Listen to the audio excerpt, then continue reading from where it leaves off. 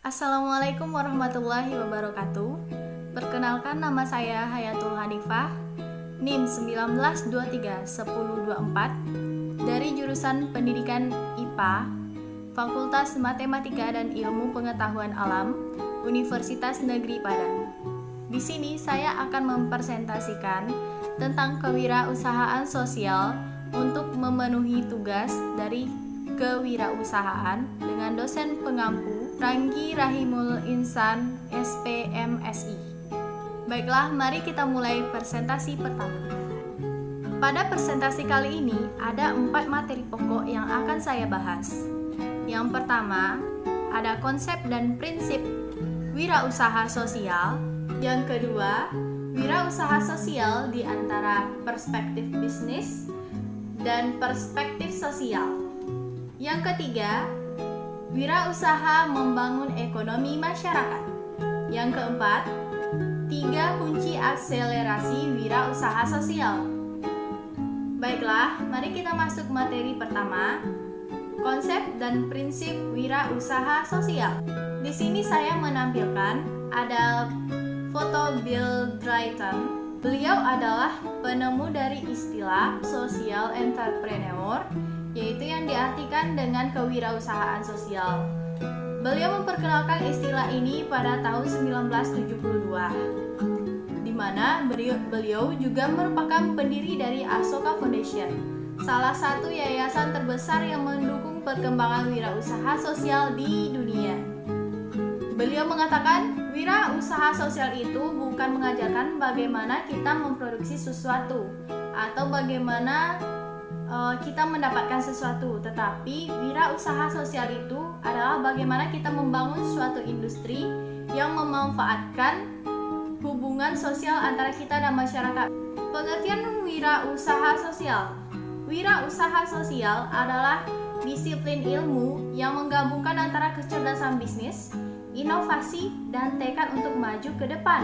Wirausaha sosial melihat masalah sebagai peluang untuk membentuk model bisnis baru yang bermanfaat bagi pemberdayaan masyarakat.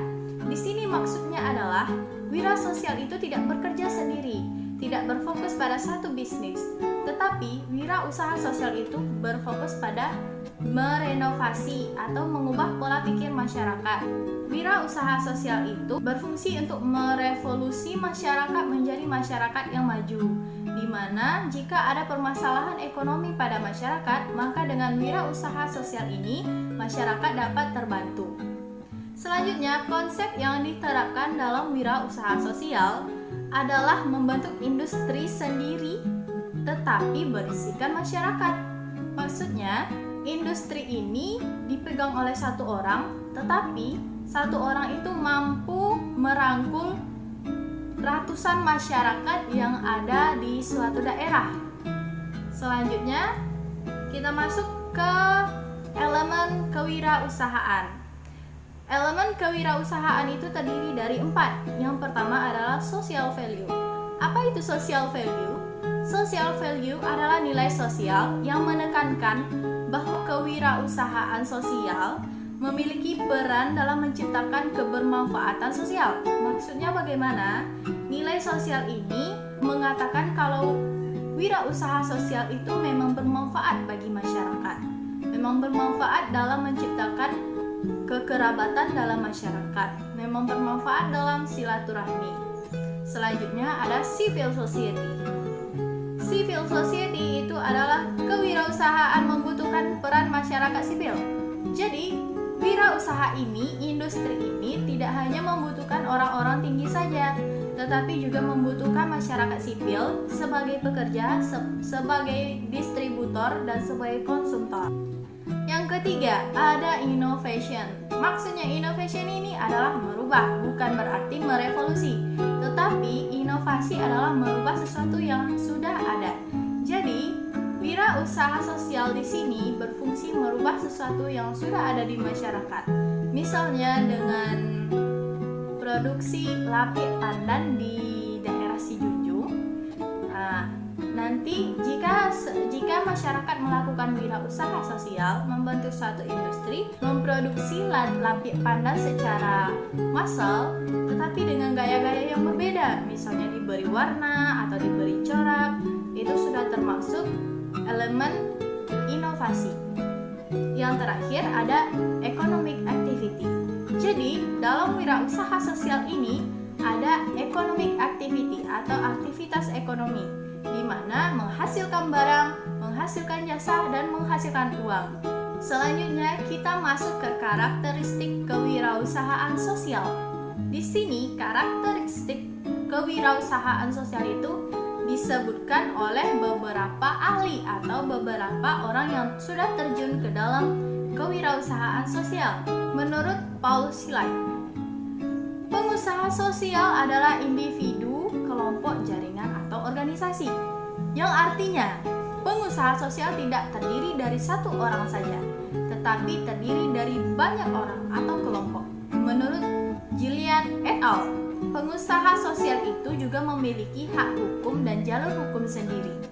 Jadi, tidak ada dari bagian-bagian mereka yang bisa disingkirkan dengan cuma-cuma atau dengan begitu saja atau dengan permasalahan sepele. Selanjutnya ada Robert Rothstein.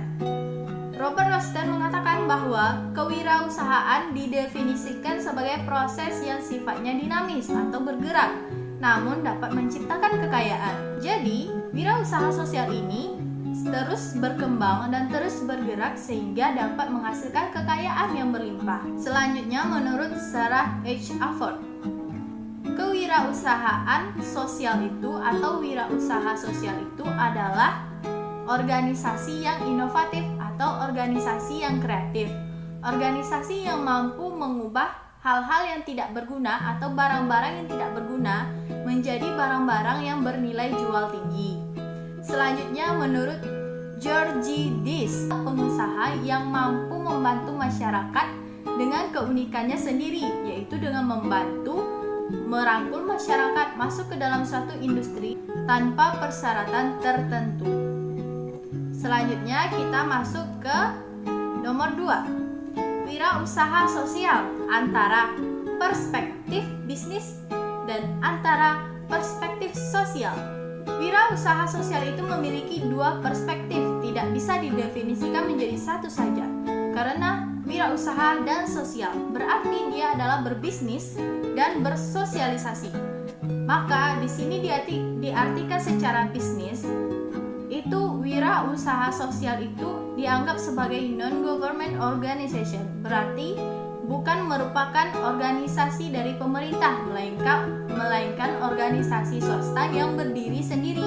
Organisasi swasta tersebut atau NGO tersebut dianggap memiliki visi dan misi yang dapat menguntungkan masyarakat yang masuk ke dalam industri tersebut. Pada perspektif sosial, maksud dari perspektif sosial ini bahwasannya industri tersebut mampu merangkul masyarakat, membawa masyarakat menjadi satu solidaritas yang sama, sehingga tidak adanya perpecahan dan masalah-masalah perekonomian yang ada pada masyarakat itu dapat teratasi oleh satu industri.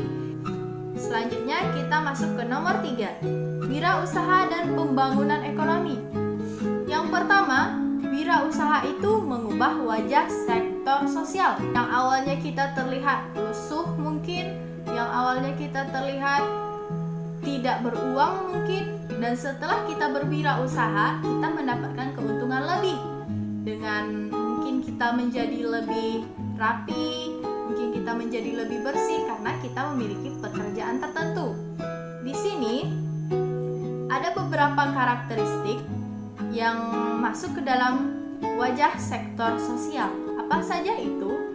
Yang pertama adalah melibatkan penyebaran model bisnis baru yang memenuhi kebutuhan dasar masyarakat. Selanjutnya, diharapkan mampu mengembangkan sebuah model dan pemikiran baru. Contohnya saja, Lapik Pandan dari Si Junjung. Lapik pandan yang terlihat biasa-biasa saja, apabila dimasukkan ke dalam sektor industri, maka lapik pandan itu akan berwarna-warni, ada juga berbagai bentuk, dan juga mungkin bisa dipasarkan ke pasar internasional. Selanjutnya, mampu mentransformasi karakter, nilai, dan prinsip dari sektor sosial ataupun filantropi dengan memasukkan nilai-nilai kewirausahaan kewirausahaan. Maksudnya di sini, karakteristik masyarakat atau karakter masyarakat dapat dididik melalui berwirausaha sosial. Selanjutnya, mampu mengubah wajah atau positioning. Mengubah wajah itu maksudnya seperti yang saya katakan sebelumnya tadi. Mungkin sebelum mereka bekerja, mereka itu terlihat lusuh dan tidak terurus. Setelah mereka berwirausaha, mereka belum tentu seperti itu. Mungkin saja mereka lebih menarik daripada orang yang kamu tarik.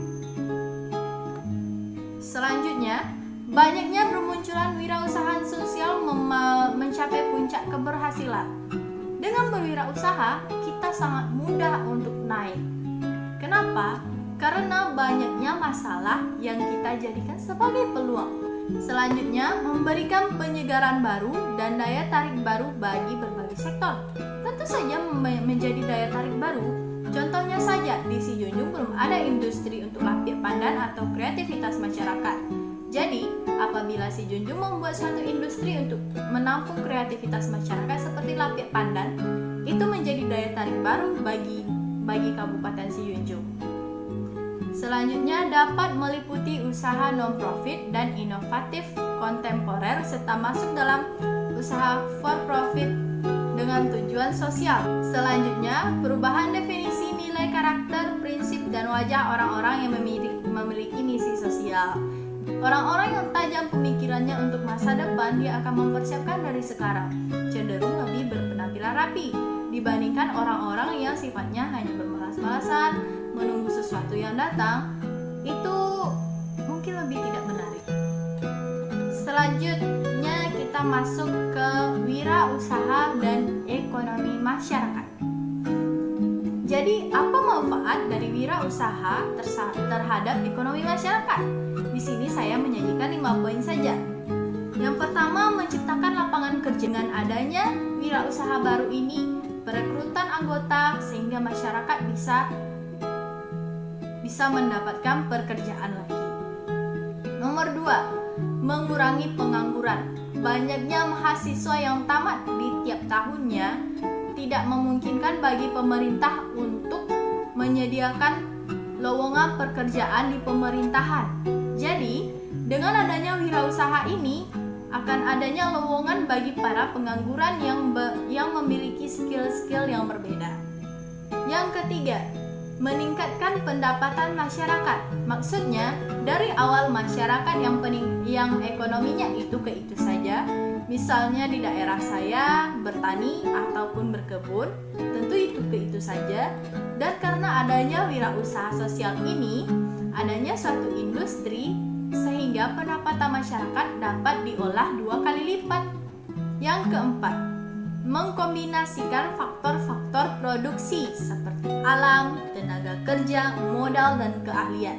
Karena banyaknya masyarakat dan pengangguran yang masuk tadi, sehingga banyak skill, banyak ide, banyak sumber daya manusia, sumber daya alam, sehingga makmurlah suatu industri atau wirausaha sosial. Selanjutnya kita masuk ke materi yang terakhir, yang keempat. 3 kunci akselerasi kewirausahaan sosial. Yang pertama ada autentik. Autentik ini mencakup passion and value, yaitu keinginan dan nilai-nilai. Apa saja tips-tips untuk mencapai akselerasi ini? Yang pertama, dengan mencintai apa yang dikerjakan. Kita mencintai apa yang kita kerjakan, maka segala hal yang dikerjakan akan terasa mudah dan tidak berat. Yang kedua, memperkerjakan orang-orang yang otentik. Maksudnya di sini orang-orang yang mau bekerja, orang-orang yang mau maju. Yang ketiga, mengakui kelemahan Anda. Jadi, jika kita ingin berwirausaha, kita harus mengakui kelemahan kita. Yang keempat, berbicara dengan setiap orang. Bukan berarti kita bicara setiap orang yang lewat, tetapi kita menjaga komunikasi kita dengan orang lain. Yang kelima, membuat hubungan otentik dengan pelanggan. Jadi, ada hubungan khusus antara kita dengan pelanggan. Contohnya saja, kita lewat, kemudian kita melihat pelanggan yang biasa belanja di kedai kita atau di industri kita. Jadi, kita berhak untuk menyapanya supaya mereka itu menganggap kita itu tidak sombong terhadap orang lain. Nomor 6. Anda harus mencari ke dalam dan berhubungan dengan perasaan, kebutuhan, dan nilai Anda yang sebenarnya. Maksudnya di sini kita harus mengenali diri kita sendiri, apa yang kita ahlikan, apa yang kita butuhkan, apa yang kita rasakan. Selanjutnya ada BOS, pengembangan produk, layanan, dan wirausaha sosial. Di sini ada 4 tips untuk menaikkan wirausaha sosial. Yang pertama, mendapatkan ide yang tepat. Misalnya saja di tempat kita ini kaya akan kerajinan lapis pandannya. Itu ide yang sangat tepat karena belum ada orang yang memproduksinya. Yang kedua, menyeimbangkan rencana dengan sumber daya atau balance.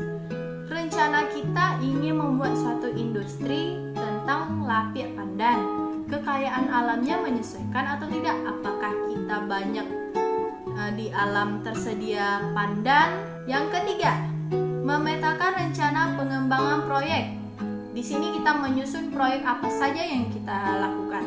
Yang keempat, memanajemen resiko atau meminimalisir resiko, seperti resiko finansial atau resiko fisik. Terakhir ada creativity. Di sini ada 10 tips untuk mengembangkan kreativitas kita. Yang pertama, menciptakan ide-ide yang kompetitif. Ide-ide yang kompetitif itu maksudnya ide yang tidak terfikirkan oleh orang lain. Misalnya di daerah Sijunjung itu ada lapis pandan, sedangkan di daerah Solo atau di daerah Sawalunto belum ada. Maka itu ide adalah ide yang kompetitif. Yang kedua, memikirkan cara-cara baru untuk mengembangkan produk. Maksudnya di sini adalah cara-cara barunya. Misalnya kalau lapis pandannya terlihat biasa-biasa saja, kemudian kita memberi warna-warni. Yang ketiga, memikirkan hal yang tidak terfikirkan. Maksudnya, hal yang tidak terfikirkan oleh orang lain. Misalnya saja orang lain mungkin berpikiran untuk jualan baju, sementara kita berpikiran untuk kenapa kita tidak jualan aksesoris dari baju itu sendiri. Yang keempat, menemukan pola serupa dengan bidang yang lain. Di sini pola serupa seperti baju tadi. Baju tadi harusnya ada aksesorisnya seperti gelang atau kalung. Yang kelima, mengembangkan ceruk baru melalui kreativitas kewirausahaan. Maksudnya ceruk baru ini adalah lowongan kerja bagi orang lain. Yang keenam, menciptakan ide-ide baru untuk keunggulan yang kompetitif. Yang ketujuh, memikirkan cara-cara baru untuk mengembangkan produk, seperti memberi warna atau membuat produk yang lebih baru lagi. Nomor 8, merubah suasana menjadi suasana baru. Nomor 9, menemukan pola inovasi baru. Pola inovasi baru atau pola perubahan yang baru. Nah, yang nomor 10, tidak berhenti untuk belajar.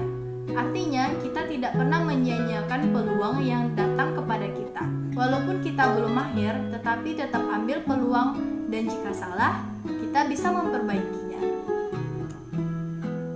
Sekian, terima kasih dari penjelasan saya. Mohon maaf jika banyak kata yang salah. Wabillahi taufik wal hidayah. Assalamualaikum warahmatullahi wabarakatuh.